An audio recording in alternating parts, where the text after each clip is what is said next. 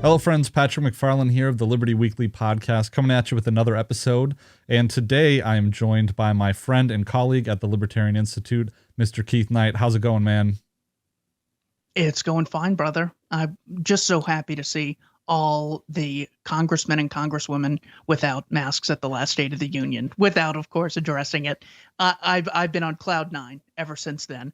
It's just like this admitted thing where they're like, you know what, we're not going to talk about it. We're just going to move on. It's like hitting the dog in the middle of the night. Just keep driving. Don't forget that it ever happened. We're just moving on. So yes, I'm doing very well. Thank you. Jesus, man. Well, what a way to kick off this episode. Well, today we're going to be talking about Rothbard's A to Z. So there's a Rothbard reader from the Mises Institute, Rothbard A to Z, that's full of quotes on different things that Rothbard has talked about from all of his pieces. We're going to be focusing on War and Peace here today. But off of what you said, yeah, I wrote a blog post for the Institute talking about how the COVID policy is classic gaslighting behavior. You've heard of the concept of gaslighting? Yeah, it's the attempt to convince someone else that they're crazy. Basically, yeah, it's an abusive tactic that abusive spouses or abusive, it even exists in the professional realm. Like you have a coworker who is gaslighting you, and admittedly, like the concept has been a little bit overplayed, but it's like they try to convince you that you're crazy, that your worldview is just distorted, because they will turn around and lie about what they said in the past, trying to convince you that you're remembering it wrong or something. Or just never even address it. Like Dr. Lena Wen on CNN just gets on and says, oh, cloth masks are nothing more than facial decorations. And so that's not followed up by the way, we're so sorry that we pushed that for so long. Or Fauci doesn't say, I'm so sorry in March of 2020. I said they don't work because they actually save your life, and that's why we need to mandate them. And actually, you have to wear 2 of them. That's how important they are. They just change their opinion without ever apologizing. So that's why the blue pillars of the world don't get to call this, an honest mistake, and they're just learning about new science. There's no apology, which is what you'd get from a well-intended party who would feel so bad about giving you the incorrect information. So yeah, we're up against such evil in this arena, and it seems like every other aspect of politics. Yeah, it does, doesn't it? Well, good thing that we're fighting the good fight at the Libertarian Institute. So just another plug for the Institute. Head on over to libertarianinstitute.org, where you can find my show as well as Keith Knight's show, Don't Tread on Anyone, and those of our friends and colleagues, Kyle Anzalone, Will Porter, and Connor Freeman with Conflicts of Interest, and Tommy Salmons with Year Zero. And of course, the great Scott Horton, who's our director over there at the Institute. Got a lot of really awesome stuff, and we're really excited about the work that we're doing over there. So go check that out. But let's jump in here, Keith, to Rothbard A to Z. And what we're going to try and do is get through all of these quotes, and there's 9 pages of them. So we're going to take 3 at a time, each of us, and kind of talk about them. Maybe we'll make a brief comment on it, but we really just want to get through all of them. So I'll kick us off here, Keith. The first quote is, any inflationary boom, especially that of a lengthy and major war, will collapse at the war's end into depression and deflation. That's a quote from Classical Economics on page 205. And I think it's interesting because it seems like we're headed into a wartime scenario, Keith. And I wonder what happens when the inflationary boom happens before the war. Oy vey. So the second quote is, a guerrilla war would be the libertarian way to fight a war. That's from Conceived in Liberty, Volume 4. I know that in the context he's talking about the Revolutionary War, but my concern with this quote, not to depart from Rothbard here, but what we see in Ukraine is a kind of a hopeless situation where Zelensky, in my opinion, should just declare surrender, because if you're fighting a war that there's no way in hell that you're going to win, why would you drag your civilians through it longer than it needs to be? And I think Colonel McGregor said that on Fox News the other day. So the third quote is, in war, state power is pushed to its ultimate, and under the slogans of defense and emergency, it can impose a tyranny upon the public, such as might be openly resisted in time of peace. War thus provides many benefits to a state, and indeed every modern war has brought to the warring peoples a permanent legacy of increased state burdens upon society. And this is from egalitarianism as a revolt against nature. So any comments on those first three quotes, Keith? The only thing that stood out to me is the concept of guerrilla warfare, where there is not one nucleus, not one central point. So whereas the war between and Ukraine, it's about occupying Kiev, the capital city, because once you're there and once you install a regime and get a high degree of enforcement around this geographical area, well, then you're kind of calling the shots. So it's knocking down one big domino and then you control the place. Whereas if there was a guerrilla war or an anarchist society where there is no single point, there's no monopoly on violence to occupy, well, then it's a hell of a lot harder. So yes, anarchist territory can be taken over, as can state territory. Which would you rather have? They have to get one place knocked down, or they have to get millions of people who don't recognize rulers inherently to now recognize you as their ruler. So I agree with him about guerrilla war.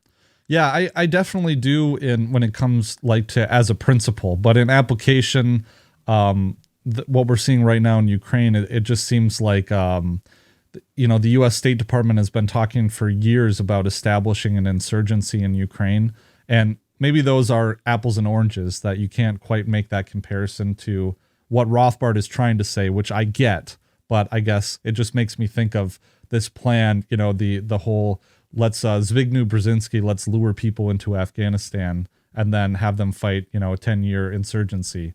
And just thinking about the people of Ukraine and the situation where the least amount of them will die, I guess is my concern. So definitely don't want an insurgency to rage in Ukraine for the next 10, 15 years. So let's go on to the next quote here. Do you want to start? Here's your quote. Yes, war, while risky, will be an ever-present tendency of states. In the modern era of total war, combined with the technology of total destruction, the very idea of keeping war limited to the state apparatus seems even more quaint and obsolete than the original Constitution of the United States. Finally, while war, in the narrower sense, is a conflict between states, in the broader sense, we may define it as the outbreak of open violence between people or groups of people. What I really love is that first one. War, while risky, will be an ever-present tendency of states. So imagine, if you would want to wage war on a certain person or group of people that you don't like, well, it's going to cost you some money and you might risk your life. But what if you were swiping someone else's credit card that you stole and people recognize your right to rule so you can conscript, and you're not held to the standard of if you kill people, you go to jail? Well, look, if I were given that power, I would abuse it. I'm sure of it. So yeah, war and state, they have to go hand in hand. With those three criteria, it's shocking that we don't have more war, that there's only been 2 world wars that consisted of tens of millions of deaths. And I think as to the other quotes, in just war theory, and when you kind of get into the egg-headed philosophy of everything, it seems like there's a tendency to think of war as something that only occurs between states. And I don't know if that's what he's trying to push back on here, but obviously there are other war theorists who would combine it to the third quote. In the broader sense, we may define it as the outbreak of open violence between people or groups of people. But why I want to push back on that is because it seems like the just war theorists would make an exception to, we don't want fighting between groups of people, but when it happens between states, that's a different thing where different moral rules apply. So it's just kind of, you can't circle that square in my opinion. So the next quote here, the libertarian's basic attitude toward war must be, it is legitimate to use violence against criminals in defense of one's rights of person and property. It is completely impermissible to violate the rights of other innocent people. War, then, is only proper when the exercise of violence is rigorously limited to the individual criminals. Each state, here's the next quote, each state lives by taxation over its subjects. Any war against another state, therefore, involves the increase and extension of taxation aggression over its own people. State wars can only be waged through aggression against the taxpayer. Third quote, the overriding consideration for the libertarian is the condemnation of any state participation in war. So any comments on those three quotes, Keith? I like how he specifies the legitimate libertarian position on aggression against only criminals, just as, I mean, the great crime of war is its imprecision. It's not that, well, we don't like when bad people are held accountable. Of course we do. That's why we have this self-ownership philosophy. It's not that we're against Hitler or Goring or Putin going to jail, or Fauci, worst of all. It's the imprecision of the civilians who pay the price because they have an arbitrary connection to this criminal. So yeah, I thought that was great. And it is nice to see someone like Lindsey Graham call for the assassination of Putin instead of like the nuking of Russia. It's still going in the right direction. He's talking about assassinating democratically elected politicians. Okay, I'm liking that.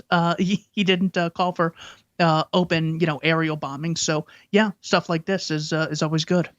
Yeah, and man, it'd be nice if Lindsey Graham just kept his fucking mouth shut. That would be nice. All right. That would be better, but I can't ask for total perfection. Yeah, definitely not. Okay, well, here's the next quote. Yeah, up to you. The use, yeah, the use of nuclear or similar weapons or the threat thereof is a crime against humanity for which there can be no justification. It is precisely the characteristic of modern weapons that they cannot be used selectively, cannot be used in a libertarian manner. Therefore, their very existence must be condemned, and nuclear disarmament becomes a good to be pursued for its own sake. Indeed, of all the aspects of liberty, such a disarmament becomes the highest political good that can be pursued in the modern world. For just as murder is a more heinous crime against another man than larceny, so mass murder, indeed murder so widespread as to threaten human civilization and human survival itself, is the worst crime that any man could possibly commit. Nuclear warfare is totally illegitimate. That was from Ethics of Liberty. Another quote from Ethics of Liberty. Each state lives by taxation over its subjects. Any war against another state therefore involves the increase and extension of taxation aggression against its own people. Conflicts between private individuals can be, and usually are, voluntarily waged and financed by the parties concerned. State wars can only be waged through aggression against the taxpayer. All state wars therefore involve increased aggression against the state's own taxpayers. Finally, the libertarian is interested in reducing as much as possible the area of state aggression against all private individuals, foreign and domestic. The only way to do this in international affairs is for the people of each country to pressure their own state to confine its activities to the area which it monopolizes and not to aggress against other state monopolists, particularly the people ruled by other states. In short, the objective of the libertarian is to confine any existing state to as small a degree of invasion of person and property as possible, and this means the total avoidance of war. The people under each state should pressure their respective states not to attack one another, and, if a conflict should break out, to negotiate a peace or declare a ceasefire as quickly as physically possible. Also from Ethics of Liberty. I got nothing on that. Well, that goes to what I was saying earlier about Zelensky needs to just declare this over and surrender, in my opinion. And that's not to endorse Putin, because Russia's actions are unjust and horrible in this instance. And I think it's terrible what they've done to the people of Ukraine invading. And so the role of the libertarian is to, both sides suck, basically. And what we're doing is we really need to sue for peace and stand with other anti-war activists reaching that goal. So, yeah, I think he could definitely, without giving in too much to the aggressor, Putin in this case, technically, I think he should declare Ukraine totally neutral, take joining NATO out of their constitution, and give the Donbass area total independence. And they might vote to be with Russia, well, just like Crimea did. That's not asking a lot at all. Yeah. So hopefully it comes to a quick end. Maybe it will be over, hopefully, by the time that this episode comes out. So, pie in the sky, maybe. Okay, so the libertarian objective then should be, regardless of the specific causes of any conflict, to pressure states not to launch wars against other states. And did we just read this one? Should a war break out, to pressure them to sue for peace and negotiate a ceasefire and a peace treaty as quickly as physically possible. Maybe that is reiterating, but it does say the same thing twice. Yeah, I believe the physical possibility. It is in a war that the state really comes into its own. This is one of my favorite Rothbard quotes of all time. That a state really comes into its own, swelling in power, in number, in pride, in absolute dominion over the economy and the society. The root myth that enables the state to wax fat off war is the canard that war is a defense by the state of its subjects. The facts are precisely the reverse. For if war is the health of the state, it is also its greatest danger. Now that's from the Ethics of Liberty. I still remember when I read this for the first time, Keith. It was when I had started the show and I lived in St. Paul. I was going to law school. Totally changed my outlook on this. The third quote then is, a permanent army is a standing temptation to the state to enlarge its power, to push around other people as well as other countries, and to dominate the internal life of the nation. So any thoughts on those? Nothing on there. Okay. Well, let's move on to the next one. Any standing army, then, poses a standing threat to liberty. Its monopoly of coercive weapons, its modern tendency toward creating and supporting a military-industrial complex to supply that army, and, last but not least, the taxing power to finance that army pose a continuing threat of the army's perpetual expansion in size and power. Any tax-supported institution, of course, is opposed by the libertarian as coercive, but an army is uniquely menacing for its amassing and collecting into one set of hands the massive power of modern weaponry. The idea of interstate war against a libertarian country or geographical area would most likely disappear. Finally, the main reason a conquering country can rule a defeated country is that the latter has an existing state apparatus to transmit and enforce the victor's orders onto a subject population. In those cases in history where the conquered had no government, the conquerors found rule over the conquered extremely difficult. That one's beautiful, and it just speaks for itself from what I said earlier about the Kiev situation. Right. So moving on, in the next couple quotes are related here. No occupying force can long keep down a native population determined to resist.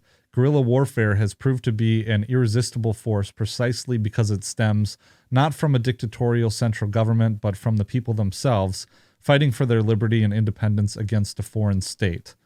The objective of and I'll circle back to that. The objective of the libertarian is to confine any existing state to as small a degree of invasion of person and property as possible, and this means the total avoidance of war. The people under each state should pressure their respective states not to attack one another, or if a conflict should break out, to withdraw from it as quickly as physically possible. Seems like that's a repeat too. War, that's how important it is. It has to be said 3 times. Right. War, then, is mass murder, and this massive invasion of the right to life, of self-ownership, of numbers of people is not only a crime, but for the libertarian, the ultimate crime, since all governments obtain their revenue from the thievery of coercive taxation. Any mobilization and launching of troops inevitably involve an increase in tax coercion, because interstate wars inevitably involve both mass murder and an increase in tax coercion. The libertarian opposes war, period. So that's why I wanted to touch back on this concept of guerrilla warfare, because this really warrants a larger discussion, Keith, because in a way I think I quibble with what Rothbard is saying, because guerrilla warfare, at least in the way that we have state apparatuses set up, or apparati set up, you have other states interfering, like, for instance, the American Revolution. You have a small amount of people in the colonies being funded and supported by a third-party state, France. And in this situation, we have the U.S. government and State Department talking for years about how they want to set up an insurgency in Ukraine. And to me, there has to be a bit more nuance about this situation because, is it within the best interests of individual Ukrainians that there be an insurgency in Ukraine for the next 10 years?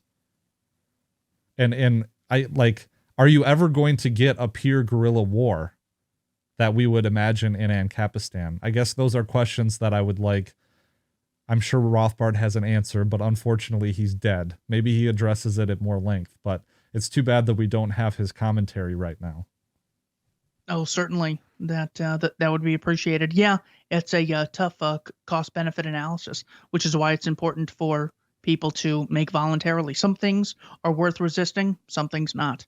I mean, if you disagree with that, just you have to be violently resisting your current government right now, who has taken more freedom from you than Russia and Putin and Xi could ever dream of. So yeah, but we just know that at some point it's not worth resisting. Yeah. Well, and I mean, at some point, I don't know, I guess there's a lot of nuance too at the state intervention that brought us to this point in the first place. I mean, that's the big thing to highlight on both sides.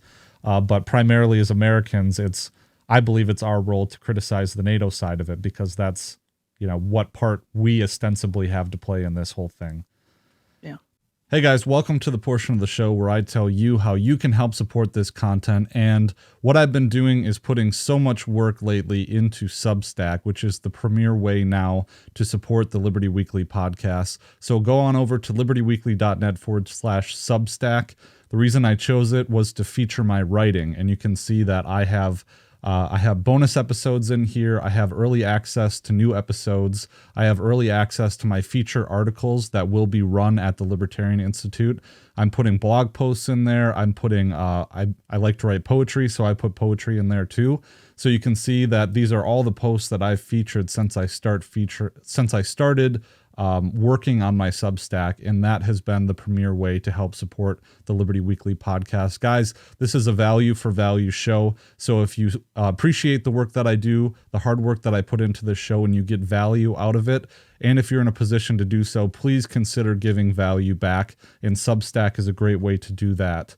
I'm still doing Patreon, however, and you can check out all the other ways to help support this work over at libertyweekly.net/support. Patreon is one of them. And have been linking all of my posts that I do over at Substack on Patreon as well. But Substack really is the premier way. And thank you guys. I have been getting much more attention in the last few weeks now that I switched to Substack than I have in the years that I've been doing this content. So join the community, get access to this great content. I'm working on really putting out stuff like once every other day. And so I think that this is a great way to get access to my work. So head on over to libertyweekly.net/Substack. Thanks, guys. Okay, I forgot exactly where we left off here. I think you had ended on period. Opposing war, period. Okay. The libertarian position should be that so long as war continues, the scope of assault upon innocent civilians must be diminished as much as possible. The libertarian tries to induce neutral states to remain neutral in any interstate conflict and to induce the warring states to observe fully the rights of neutral citizens. The libertarian foreign policy, then, is not a pacifist policy. We do not hold, as do the pacifists, that no individual has the right to use violence in defending himself against a violent attack. What we do hold is that no one has the right to conscript, tax, or murder others or use violence against others in order to defend himself, allegedly defend. Since all states exist and have their being in aggression against their subjects and in acquiring of their present territory, and since interstate wars slaughter innocent civilians, such wars are always unjust, although some may be more unjust than others. War has always been the occasion of a great and usually permanent acceleration and intensification of state power over society. War is the great excuse for mobilizing all the energies and resources of the nation in the name of patriotic rhetoric. Under the aegis and dictation of the state apparatus, it is in war that the state really comes into its own, swelling in power, in number, in pride, in absolute dominion over the economy and society. Society becomes a herd seeking to kill its alleged enemies, rooting out and suppressing all dissent from the official war effort, happily betraying truth for the supposed public interest. Yeah, I think the ghost of Kiev, Snake Island, and Miss Ukraine will speak to the lack of truth that is given to us in war. Miss Ukraine holding an airsoft rifle, right? For those who might not be familiar with that one. It's sad that, I mean, people just want to believe in it so bad. And look, I'm open to believing that any of it's true, but I mean the fact that people just fully buy into it and are so emotionally happy, and then I hear stories of this woman walked up to a Russian soldier, gave him seeds. After he ate the seeds, said, "When you die, I want the plants to grow out of you." Oh, isn't that great? I go, look, it's possible that happened. You got a lot of people doing a lot of things. I'm sure not everything is on camera, and even if it is, it's probably staged. It's just, why don't you just wait a couple days and just see if anything comes out? I did it recently.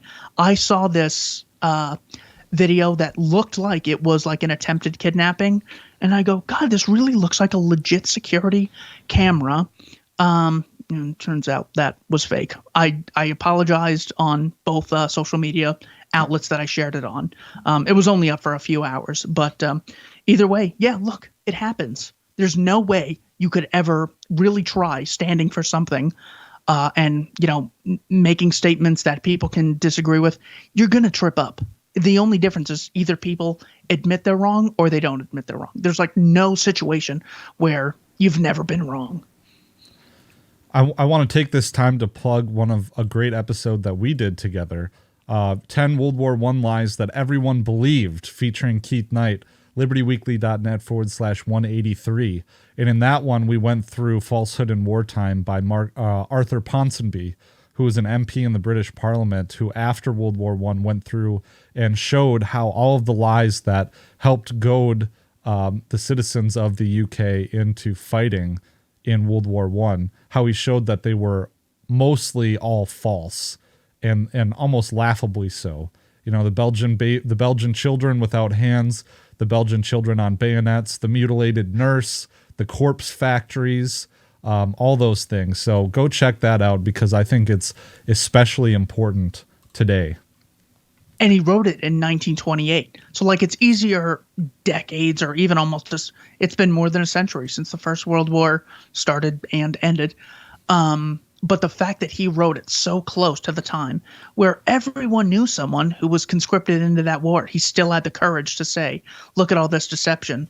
Great book. Yeah. And all those lies were repeated in the London Times. Like he quotes the London Times over and over and over. And so, I mean, even this eyewitness, there was lots of eyewitness testimony that was quoted in the newspapers, but even there was eyewitness testimony about the German corpse factories, that the Germans were collecting their dead, rolling them up in huge bales with barbed wire, and then carting them off to a factory to melt them down for glycerin to make ammunition with and explosives. Just insane, crazy stuff. But so this other one I wanted to touch on, Keith, and I don't want to overstay my welcome with this commentary, but this idea that we are already at war. I don't know if you've heard this before. I mean, I've heard it on Tim Pool before and other people who will say, oh, the war has already begun. We might already be in World War III because, there's all these economic sanctions going back and forth. And yes, I do believe that sanctions are an act of war, but all this other stuff like, oh, we're in the culture war, or, oh, there's, the Cold War between Russia and China is already a war. And I hesitate to accept that I think it's, in a way, it's a warning, but I don't think that we can accept the notion that we're already at war. Because if we accept that notion, then going into a real war is not a big step. Yeah, good point.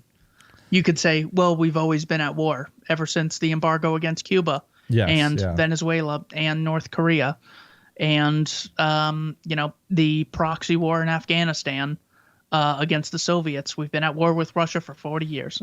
So therefore, it's not a big deal if we start shooting Russian soldiers right now. I know. Yeah.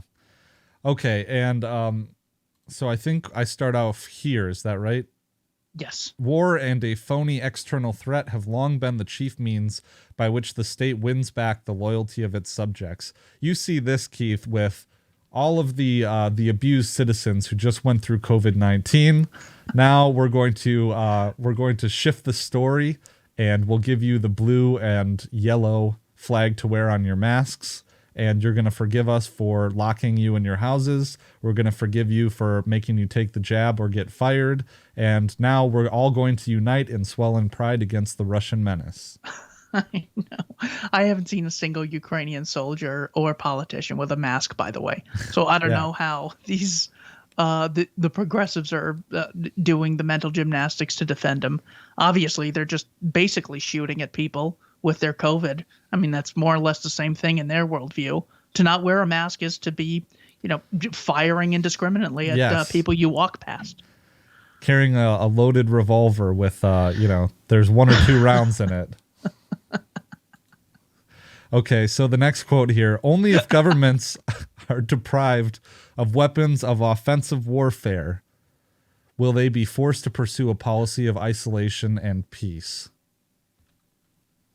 Unconditional surrender maximizes the war and mass murder. In short, no one in war surrenders unconditionally, so proclaiming such an aim means that peace cannot be achieved on any terms short of eradication of the enemy. I think this is really important to what we're going through right now, too, because, even if you think about the atomic bombs on Hiroshima and Nagasaki, unconditional surrender means that it's something you're never going to attain. So that pie in the sky thinking. Yep. I got nothing on that. I'm ready to keep pushing through this. All right. So there you go. A land without a settled government, whether criminally anarchic or anarcho-capitalist, is almost impossible for an external power to occupy and govern, for there is no political infrastructure, no settled government to whom the occupying imperial power can transmit orders. Rothbard continues in Irrepressible Rothbard. Well, I don't want to disillusion any tender souls, but almost all victorious troops through history commit systemic raping, looting of the vanquished. It's called the spoils of war and will continue to exist despite received opinion so long as war exists.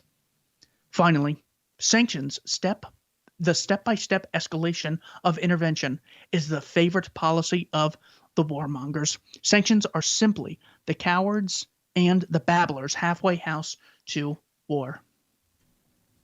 Yes, sir. Yeah, and they hurt the poorest people. I mean, just as it's no different than domestic regulation, but it's severe foreign regulation on a totally peaceful population for the most part. Just as I don't have the right to blame any Republicans for what Biden does and hold them legally accountable, or any Democrats for whatever Trump did, that's no different than pinning it on Russians.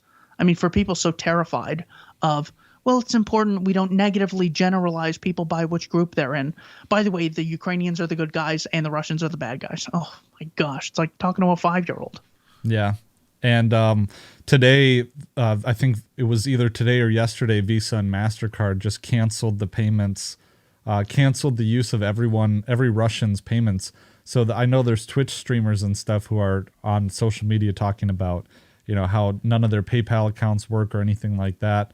And it's just unfortunate, but then Russia gets to roll out in tandem with China, their new alternative system. So let's like I'd even like to caution against this idea that Putin is somehow like going to come and smash the Western woke culture, that he's the savior, too, because Corbett has done a lot of good work on this about how Putin is just another oligarch. He's not against the New World Order. He's just he's for the multipolar globalist world order, right?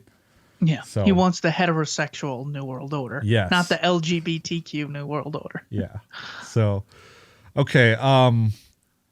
I think, this one here. Justifications, rationalizations for butchery and mass murder have been served up by every state and cheerfully adopted by the overwhelming majority of their citizens. And I think we're seeing a lot of that on social media right now. The root cause of war is the nation-state system. Given the existence of this system, wars will always occur, and all states will share in that guilt.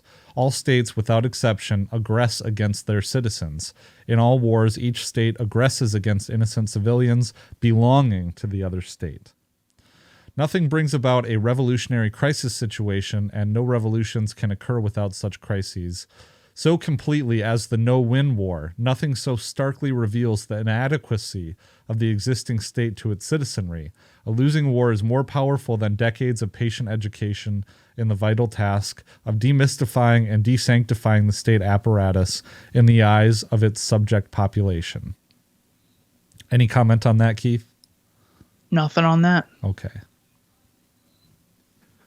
To call state Y an aggressor per se must mean that the present territorial boundaries of state X are somehow morally and rightfully its own.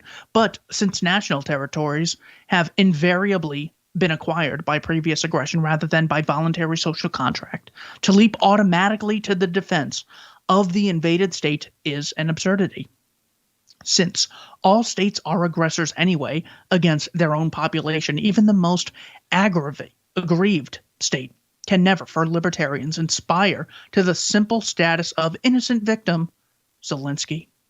No state, in fact, is worth the extra state aggression upon their subjects that will be involved in every state's ganging up on the aggressor in the collective security mystique.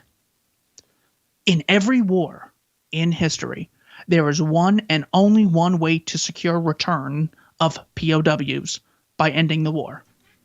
Finally, the biggest single enemy of liberty, the biggest threat to life, liberty, and property of Americans and of the entire human race is modern nuclear warfare. Ooh, that just rings true. Now that we have, it's not like the Second World War, which as bad as it was, didn't start off with nuclear powers going head to head. We kind of have the same thing. And Ukraine gave up their nukes in, I think, the Budapest Memorandum in 94 or something like that. Libya gave them up before Gaddafi was taken out. Iraq had so many inspections they couldn't have had any. This is like the first one where it really could go head to head between nuclear powers. I believe. I guess it also happened in the Balkans and like Croatia and Serbia, the Kosovo War. It could have like come really close to America and Russia going to war there, but it was so indirect that it probably wouldn't have. But his first point about, look, the states are always an aggressor, so you're kind of comparing infinities. So what would you rather have? Live under the Russian government or live under the Ukrainian government? Well, if living under the Ukrainian government involves being conscripted, as the Ukrainian government's now doing, men ages 18 to 60 are now facing the worst form of slavery, the most dangerous, most immoral version of forced labor known to man. Well, it might be worth just living under Putin at that point. So, I think his points are all valid there. Yeah, I'm not sure if there's mandatory state service in the Rush. I've heard that there is, but I'm just not sure. Thaddeus Russell said that 25% of them were conscripts. He's really good when it comes to the draft because he's done so much work on it previously that I will take his word for it. Because Israel has full conscription for men and women. Right. Greece, I think, still has it. In America, it's not enforced, but Finland does too. It's on the books. Yeah, Finland has mandatory state service. I think for 2 years, everyone serves in the military when they're. Yeah, but this quote, he said, to call state Y an aggressor per se must mean. I think that might be some of the nuance that we were looking for earlier about this situation, because I think it applies pretty well. Even the most aggrieved state can never for libertarians aspire to the simple status of innocent victim. No state, in fact, is worth the extra state aggression upon their subjects that will be involved in every state's ganging up on the aggressor in the collective security mystique. I think that's pretty on point. Well, especially with the Donbass area. I mean, for Russia to, quote, take that over, a bunch of Russian separatists, I mean, that's probably more of a libertarian solution, because it's something more people would feel less aggressed against and to live under. So it's so not clear at all. Yeah, so here's the next set of quotes. War has been the great killer of all human liberty as well as human lives. War has been the major method by which the state has fastened its rule upon a deluded public. War and foreign intervention are crucial methods by which a state expands its power and exploitation. War provides a golden opportunity for the state to bamboozle its citizens into gathering together to defend it and to advance its interests and its power. War and militarism are in fact the major menace to liberty. Wars has always been the occasion for a huge catastrophic leap into statism, a leap that occurs during the war and lasts as a permanent legacy afterwards. War is a grim and evil business. I'll just finish this page, Keith. When it provides postal service or roads or steel plants, the state can only loot and miscalculate. It is monumentally inefficient and monumentally thieving, but at least in those functions it does not kill. It is precisely in war and its active use of force outside its borders that the state murders. Every war in American history has been the occasion for a great leap forward in the power of the state, a leap which, at best, could only be partially rolled back after the war. War may be defined as violent action used by two or more opponents. So I think those kind of speak for themselves, Keith. And just scroll down. I want to see how many more we have left here. I think that, okay. So yeah, we're on the home stretch here. I can finish this off. It is the peaceful cooperative society that creates favorable conditions for feelings of friendship among men. War, then, even a just defensive war is only proper when the exercise of violence is rigorously limited to the individual criminals themselves. The market is an interpersonal relation of peace and harmony. Statism is a relation of war and caste conflict. Justifications, rationalizations for butchery and murder have been served up by every state and adopted by the overwhelming majority of their citizens. Finally, war is uneconomic for the various peoples if there is free trade and free markets, and hopefully freedom of migration. But if there is not, then war can confer national economic benefits in the sense of seizing raw material that would not otherwise be available due to tariff, quota, etc., barriers of national autarky. So from that, it's common for people to say Spain benefited from imperialism, Britain benefited from imperialism, America benefits from war, or things like this. What they are missing out is where the market is win-win. One person trades only because they see more value in what they're trading for, as does the other party. We have this harmony of interests. When it comes to imperialism, say Spain, for instance, you can only benefit at the expense of others, and only a small demographic actually reaps the benefit. So it's not like U.S. goes into Iraq and then the government collects a bunch of money and property and then evenly distributes it to these citizens. No, it's Raytheon, Boeing, Northrop Grumman, and the reelected politicians who get the money, who reap the increase in the psychic profit of getting more power. When it comes to Spain, it's not like people then got all the stolen treasure or whatever they took, and all the people benefited. No, it was the Queen and her cronies. In Great Britain, same thing happened. So people think that they see some people benefiting from war, and therefore all of these people benefit. Not even close. It's some benefiting at the expense of others. The big one, I guess, would be slavery. America benefited from slavery. No. Slave owners benefited at the expense of everyone else because there was not another party on the other end reaping benefits that they were willing to trade for.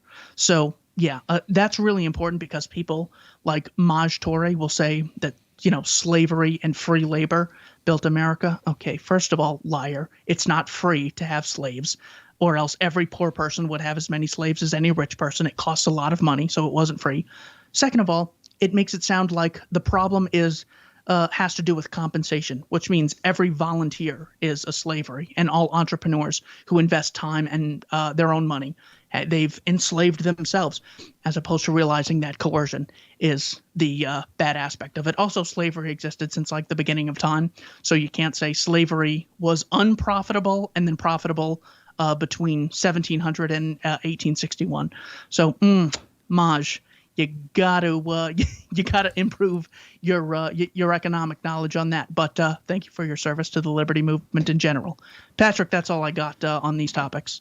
One last note here, Keith, is I think there have been some libertarians who maybe don't identify as libertarian any longer who have been arguing that free trade is actually free trade is bad. I don't want to straw man here, but as I understand the argument is free trade is bad because it necessitates that the U.S. empire police the world to have these freedom. Have you come across this argument? I know that Austin Peterson asked Larry Sharp about it. That's not. I mean, I know that Andrew of Popular Liberty made that case. I like Andrew overall, so but before commenting on it, I don't want to just assume bad motives. But I mean, it's very possible he's talking about these government arranged NAFTA deals with 1,000 regulatory caveats could cause war. Whereas Hans Hoppe says that you want free trade. Here are the sentences: you want to import anything you can, you want to export anything you can. There, end of the end of trade deal. So. I'm not sure exactly what they're talking about, so I don't want to comment on it. I gotcha. Well, I mean, it just seems to me that it's the same thing. That I don't know if the argument is that free trade can't exist because it necessitates this protectionism or policing the world, whereas it seems to me that'd be the same argument as free trade is exploitation. Like I would have to give it some more thought. Okay. All right. We'll just cut that part out.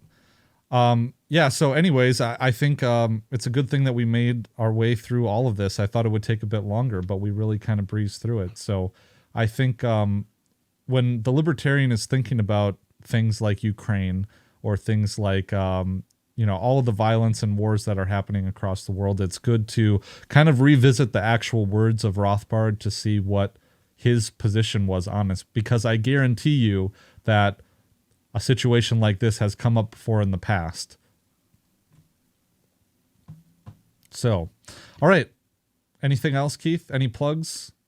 You know what? I'm sorry I didn't pick you up after that one. I thought you were closing us out. That's all right. You know what?